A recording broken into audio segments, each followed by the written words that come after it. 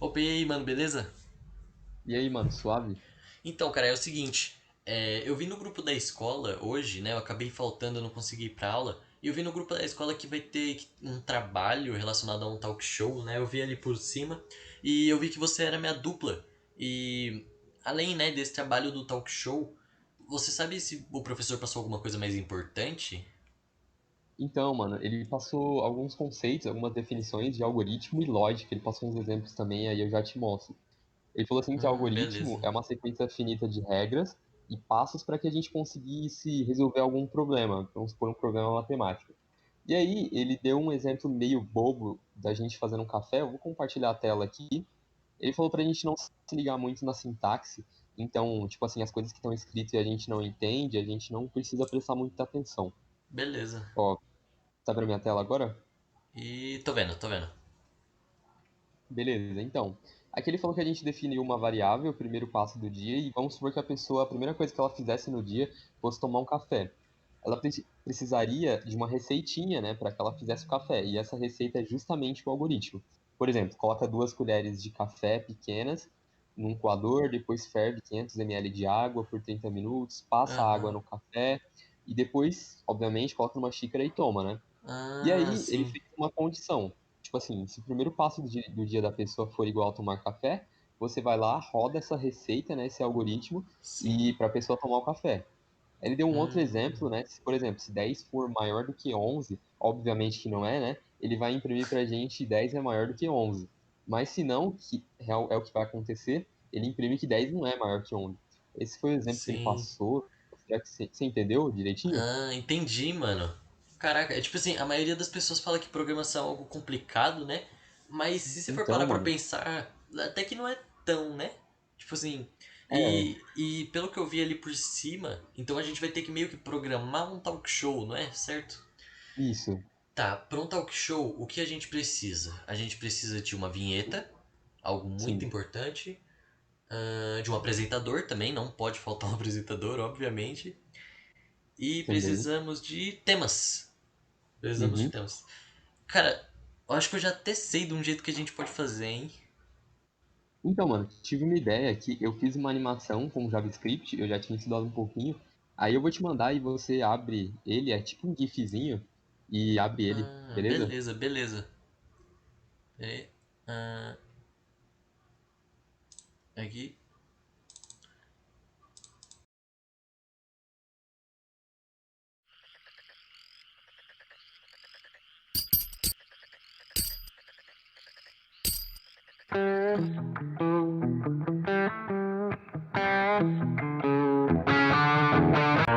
Boa noite, Estamos nós, estamos ao vivo com mais uma edição um do Midnight. Chief Developers, e hoje não dá para começar com todo esse entusiasmo, com toda essa energia, porque a gente vai falar de um assunto um pouco mais sério, a pandemia do Covid-19.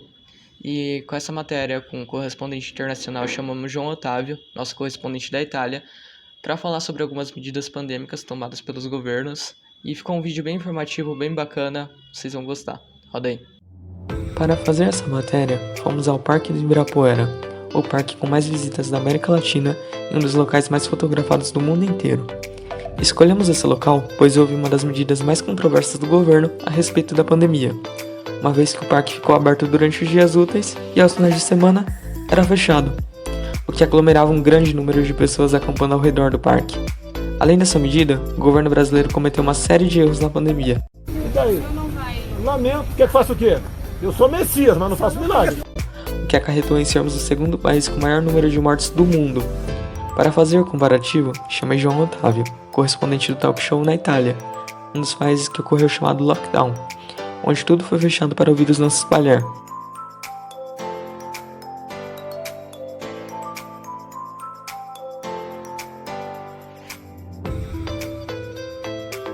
Diferente do Brasil, onde vivemos o pior dos dois mundos, nem fechamos tudo como lockdown, nem deixamos aberto para preservar a economia.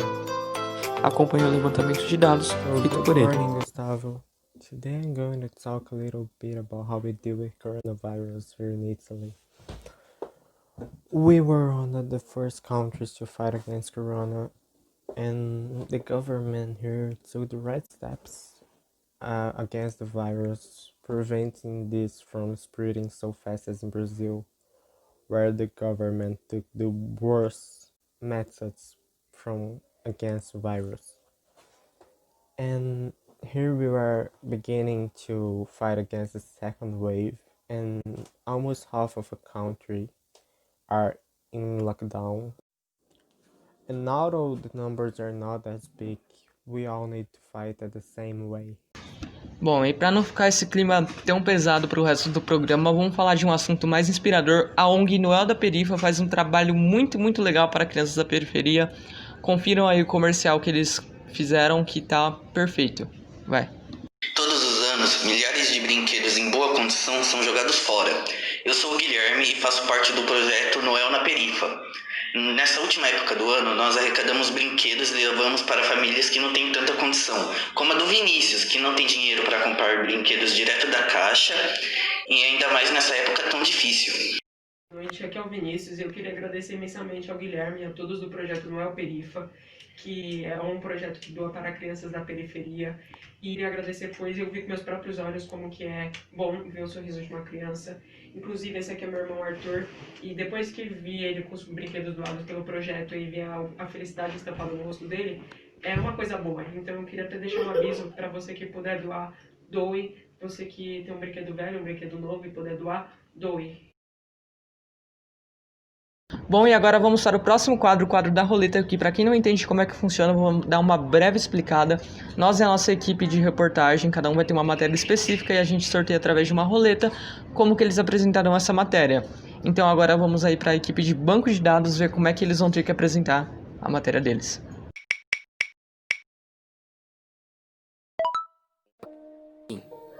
Boa noite, desenvolvedores. Aqui quem fala é Bruno Mantovani e hoje estou junto de José Carlos, um especialista na área de ciência de dados, e ele estará resolvendo algumas dúvidas para a gente. José Carlos, o que é ciência de dados? Ciência de dados? Ciência de dados é basicamente uma combinação de vários campos, de vários tipos de ciências, incluindo estatísticas, métodos científicos e análise de dados, para que você consiga extrair os valores dos dados, e esses dados são encontrados em um lugar chamado Big Data. E é basicamente isso, ciência de dados.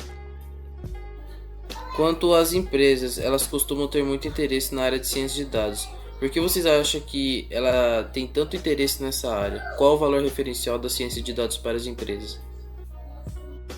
Basicamente, assim, tanto interesse porque eles podem ter uma escolha melhor do que eles vão fazer. Eles têm uma maior certeza, facilitando a vida do CEO, porque a ciência de dados é baseada em valores, não é um achismo, é uma certeza. E quanto ao dia a dia, você acha que a ciência de dados afeta nosso dia a dia? Se interferir, você acha que afeta bem ou mal? A ciência de dados é bom para o nosso dia a dia? A definição de bom e ruim é meio relativo, mas a ciência de dados ela é muito aplicada nas redes sociais. E com essa aplicação, você pode ela é muito aplicada nas redes sociais para que você saiba para que eles saibam o que você gosta, para que possa recomendar para você, basicamente. E aí eles recomendam para você, você assiste e passa mais tempo lá. Então é por isso. Isso. Muito obrigado, José Carlos, pela sua participação, por ter tirado todas as nossas dúvidas. Contamos com a sua presença novamente aqui no nosso Speed Talk, no nosso programa com os desenvolvedores. Boa noite, desenvolvedores. Se vemos de novo. E agora vamos ver como vai ser apresentado a matéria da equipe de Fundamentos da Informática. Vamos ver.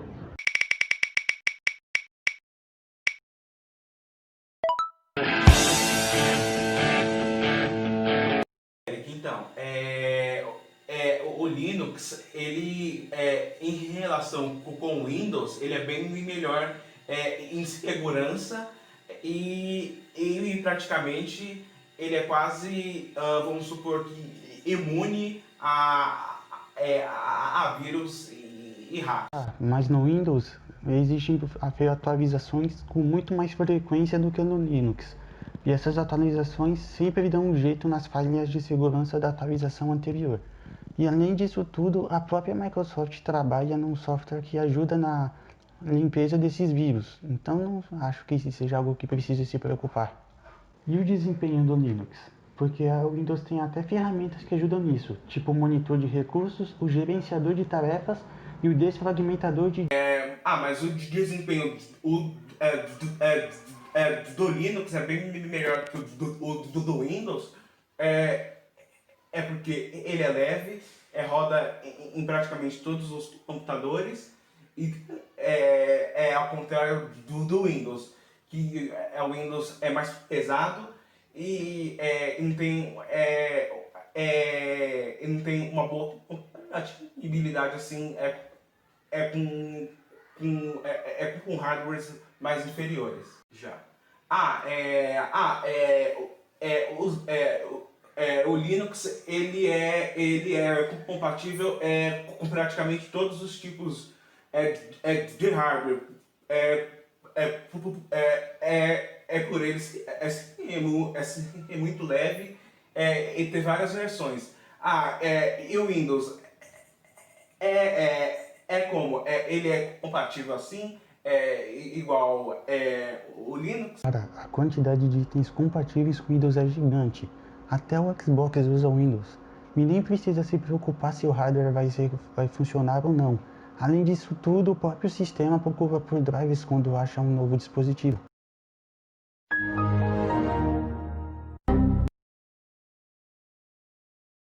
Sou Isaac Calil, para representante do partido ICS do TEC de Itaquera. Para Respeito e Cultura, vote 34579. Bom dia, boa tarde, boa noite. Meu nome é Lucas Mioto, candidato para vice-presidente do partido ICS. Vote com sabedoria e diversidade. Vote 34579. Vote com sabedoria. E agora vamos para o tema de design digital. Ver como é que ficou. Roda essa roleta. Bom dia, meu nome é Nicolas e bem-vindo à entrevista com o famoso. Hoje está aqui comigo o famoso psicólogo Pedro Gabriel. Ele é conhecido por já ter ajudado muitos famosos, como a Rihanna, Beyoncé, até Pelé e entre outros, e muitos outros aí. E aí, Pedro, como você está? Eu estou bem, muito obrigado por perguntar. É uma honra ter você aqui comigo hoje. E o assunto de hoje vai ser qual a sua opinião sobre o papel do Photoshop na sociedade atual, com toda essa ditadura de beleza e perfeição que as pessoas se impõem assim. Primeiramente, bom dia, né, para todos. E o Photoshop foi criado para ser um aplicativo para a indústria cinematográfica ou para a indústria da fotografia. Só que hoje em dia é usado para fazer um padrão de beleza inalcançável. Principalmente Instagram e Facebook, eles usam muito isso, fazendo uma falsa sensação de perfeição, fazendo pessoas ficarem tristes, depressivas. Então, você acha que o Photoshop causa uma ilusão de perfeição? As pessoas se acham perfeitas, mas na verdade é só um aplicativo fazendo aquilo por elas. Sim, só que isso não vem de hoje, né? O padrão de beleza já antigamente acusava jeito de fazer isso. Um exemplo que na China Imperial a mulher pé pequeno, eles usavam sapatos menores do que seus pés, ficavam com o pé todo ardido, machucado.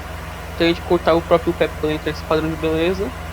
Caraca, então era intenso, né, nessa época, né? Mas você acha que era mais intenso do que hoje? Hoje é pior ou hoje é melhor? É intenso do mesmo jeito, por causa que hoje em dia o problema é mais psicológico.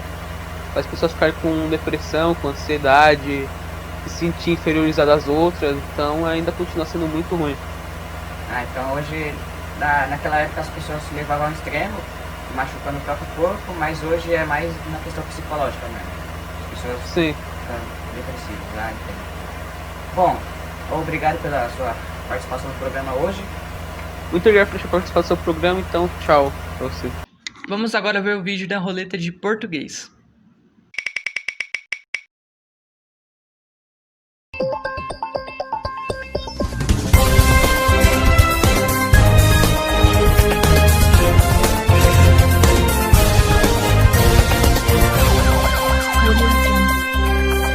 Que o Brasil está em chamas não é novidade para ninguém, mas nos últimos tempos temos visto uma crescente nos números de queimadas no bioma Pantanal. Estão diretamente ligadas à expansão da agricultura e pecuária nessa região.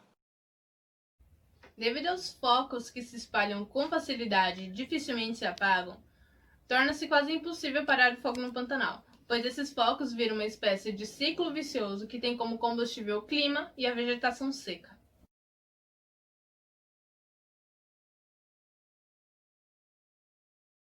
O Pantanal é um bioma brasileiro que ocupa menos de 2% do território nacional. Mesmo assim, é muito importante pela sua riqueza biológica e por ser a maior planície de inundação continental do mundo. Por toda essa biodiversidade, foi declarado Patrimônio Natural da Humanidade pela Unesco. Veterinários e ONGs estão a todo custo tentando salvar o que resta do Pantanal. ONGs como a Ampara Animal é uma ONG que trata de arrecadação de fundos e contrata veterinários para compor a equipe de voluntários. Também tem a SOS Pantanal, que é uma ONG que atua no alto da bacia do Paraguai, resgata animais feridos, desalojados e ajuda a população local afetada. Essas queimadas trazem consequências desastrosas para o meio ambiente, como perda da biodiversidade e desequilíbrio no ecossistema. Na fauna, a morte de muitos animais está entre as mais graves das consequências, porque além desses animais trazerem parte de um bioma essencial, acaba por causar um grande desequilíbrio na cadeia alimentar. Na flora, são mais de 4 milhões de hectares queimados, o que equivale a mais de 27% do bioma total. Para os humanos que habitam aquela região, as consequências acontecem, porque ela é uma das poucas áreas úmidas em meio a um clima seco. Era uma das únicas fontes de água potável. Além do que, o bioma tem um grande papel na economia daquela região, por ser um atrativo turístico. No contexto nacional, o Mato Grosso está localizado em primeiro lugar com mais de 22% dos focos de incêndio, o que é mais de 45 mil metros quadrados queimados pelo fogo. E com o passar dos dias, esses números só aumentam. Semanas atrás, devido às chuvas que atingiram o Brasil, o fogo no Pantanal diminuiu, mas 15 dias depois, o bioma voltou a queimar. Ainda há focos de incêndio em pontos específicos devido ao clima seco. E se esses incêndios criminosos continuarem a acontecer, é bem provável que volte a queimar como da última vez. Não podemos baixar a guarda, não devemos deixar toda a nossa biodiversidade arder em chamas.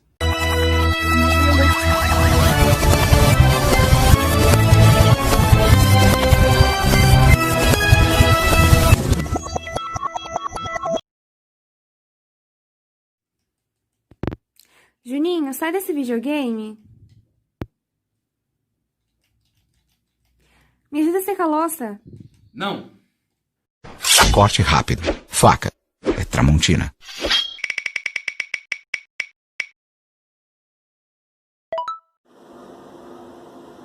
Boa noite, Gustavo. Boa noite a todos. Hoje eu vou falar um pouco sobre a língua brasileira de sinais. Conhecida amplamente por Libras, ela é usada por milhões de brasileiros, tanto surdos quanto ouvintes. De acordo com o IBGE, há mais de 10 milhões de pessoas com alguma deficiência auditiva no Brasil, e o governo federal diz que 20% dessas pessoas são totalmente surdas. Mesmo assim, um grande número parece não ser o suficiente para alterar a realidade em que vivemos. Não há um mínimo de preocupação das escolas em oferecer uma educação inclusiva ou ainda das empresas em oferecer uma chance de trabalho. Faltam reconhecer a cultura e a identidade surda, não ver apenas como integração, mas como uma situação de convivência, no qual o aparato governamental para a educação deve se adequar às necessidades do surdo, e não o contrário. Em pleno século XXI isso não acontece. Dentro das escolas o trabalho deveria ser ainda mais inclusivo e acaba tendo o papel inverso. Aceitar a matrícula de alunos surdos está longe de ser o necessário. Já no mercado de trabalho, a inclusão é ainda mais complicada. São poucos os empresários que dão abertura para surdos em suas equipes. O desenvolvimento de políticas de inclusão para a comunidade surda fez com que só em 2002 a Libras fosse reconhecida como uma língua oficial durante o governo de Fernando Henrique Cardoso. Ao contrário do que muitos acreditam, a Libras não é uma linguagem, sim uma língua, pois é falada por um povo. A linguagem já é um mecanismo para transmitir nossas ideias, tanto de forma verbal como não verbal. Muito obrigada, Gustavo, fica daí. Agora vamos para a última roleta, a roleta da matéria de artes. Vamos lá. Vicente José de Oliveira Muniz, também conhecido como Vicky Muniz, nasceu em 1961. Em 1983 ele foi morar em Nova York.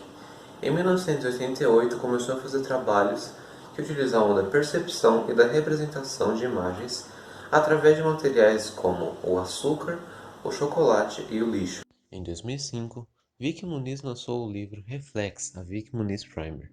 Nele continha parte da trajetória da sua vida e também algumas imagens sobre seus projetos. Vicky Muniz fez uma exposição que foi mostrada em vários museus de arte. Seu trabalho consiste em compor imagens com materiais perecíveis sobre uma superfície e fotografá-las. Veremos agora a opinião de uma fã de Vicky Muniz sobre o trabalho dele. Olá, meu nome é Luma e eu sou uma grande fã de Vicky Muniz. Eu o conheci através do projeto que ele fez com os catadores de lixo de Duque de Caxias e a partir daí eu comecei a me aprofundar mais em seu trabalho até chegar em seu livro Reflex da Vicky Muniz, de A a Z. Este livro é uma grande oportunidade de conhecer mais sobre o seu trabalho, sobre sua vida, pois ele contém sua trajetória até chegar no universo das letras, tendo como primeira experiência esse livro, sobre o seu processo de criação, entender a ideia e o ponto de vista de Vicky Muniz a respeito da arte. Nele, ele também fala sobre os motivos de sua mudança para os Estados Unidos, além de ter mais de 100 imagens sobre o seu trabalho. Vicky Muniz é um grande nome da arte brasileira, e o seu sucesso ao redor do mundo o torna parte da nossa história. Meu nome é Eric, eu junto com minha parceira de operações Rebeca, nós vamos falar sobre a unidade contra desmatamento e caça. Isso mesmo, nós somos uma das unidades de uma ONG onde opera em todo o Brasil. Somos da Ordo Presídio, uma ONG onde protegemos e lutamos pela natureza. Nós, da UCDC, operamos principalmente na área da floresta amazônica, como Rondônia, Roraima, Mato Grosso, Tocantins, boa parte do Maranhão, Pará e Amapá. Por conta das recentes queimadas na Amazônia, mobilizamos 75% dos nossos operários para ajudar na evacuação dos animais e dos moradores das áreas afetadas. Se você também quer nos ajudar nas operações, você pode doar ou se voluntariar ligando para o número 4002-8922. Então chegamos agora ao fim do quadro da roleta com esse documentário incrível sobre o Vicky Muniz. E eu aproveito agora para agradecer a audiência de todos vocês que assistiram a gente até aqui. Todas essas matérias que estão sensacionais. E eu vou encerrar o programa com mais uma última coisinha, que é um teatro de sombras maravilhoso sobre Fábulas de Esopo. Então, assistam, que de verdade tá muito bom. Respeitável público, a Companhia JP apresentará algo jamais visto antes. O espetáculo será uma reedição de uma fábula de Esopo. Esopo, um escravo e contador de histórias que viveu na Grécia Antiga, criador de inúmeras fábulas, como a lebre, a tartaruga e a cigarra e a formiga. Todavia, apresentaremos a fábula mais famosa de todas. Com vocês, o Teatro de Sombras do Leão e o Rato. Um leão estava a dormir no seu covil em certa tarde de verão, quando um rato lhe passou por cima do focinho e o acordou. O leão rosnou furioso e já ia esmagar o rato com a pata enorme quando... poupai-me, senhor. Guinchou o rato. Na verdade, eu não mereço ser morto. Não vos fiz mal e também não presto para comer. O leão tornou a rugir, ensonado. Além disso, continuou o rato, se me poupardes agora, talvez um dia possa fazer qualquer coisa por vós. O leão rugiu uma enorme gargalhada, mas levantou a pata e o rato escapou-se a correr. Passado algum tempo, o leão andava a caçar na floresta quando caiu numa ratoeira. Os caçadores tinham estendido uma grossa corda ligada a uma rede no caminho por onde o leão costumava passar, de maneira que, quando o leão tropeçou na corda, a rede caiu-lhe em cima e fechou-se, deixando-o preso até ao dia seguinte. O leão deu voltas e sacudiu-se, e arranhou e mordeu a rede, mas quanto mais lutava, mais preso ficava nela. Por fim, não podia nem mexer-se. Sem qualquer esperança de fuga, começou a rugir, e a sua voz forte ecoou em todos os recantos da floresta. Mas aconteceu que o rato também sairá para caçar nessa noite. É claro que depressa reconheceu a voz do leão e correu logo para o sítio onde ele estava. E vendo o que se passava, disse: Não vos preocupeis, senhor. Eu tiro-vos daí num instante. E começou a roer e a mordiscar as grossas malhas da rede.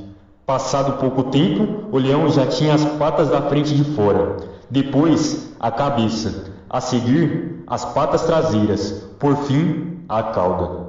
O rato tinha feito qualquer coisa pelo grande leão, conforme prometera. De fato, salvou-lhe a vida. Agradecer a todos que assistiram ao nosso trabalho no Talk Show. Que espetáculo extraordinário, não é mesmo? A história nos faz refletir e nos transmite uma moral essencial para a vida. Não julgues a utilidade das pessoas pelo seu aspecto. É isso, senhoras e senhores. Espero que tenham aproveitado a peça e até o próximo espetáculo da Companhia JP. Muito obrigado.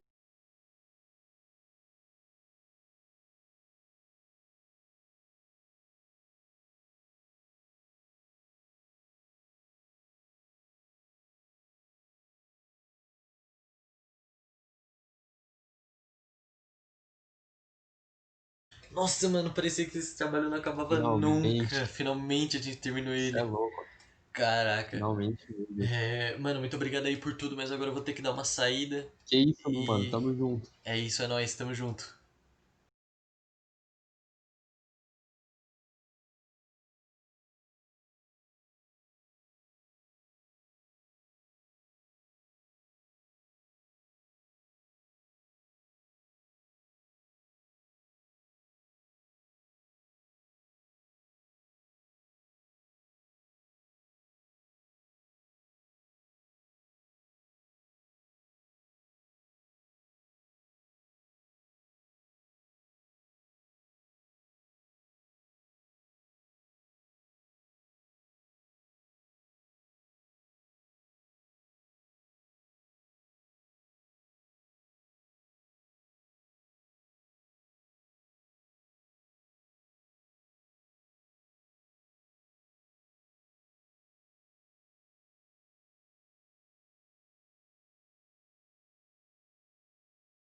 Ha ha ha ha.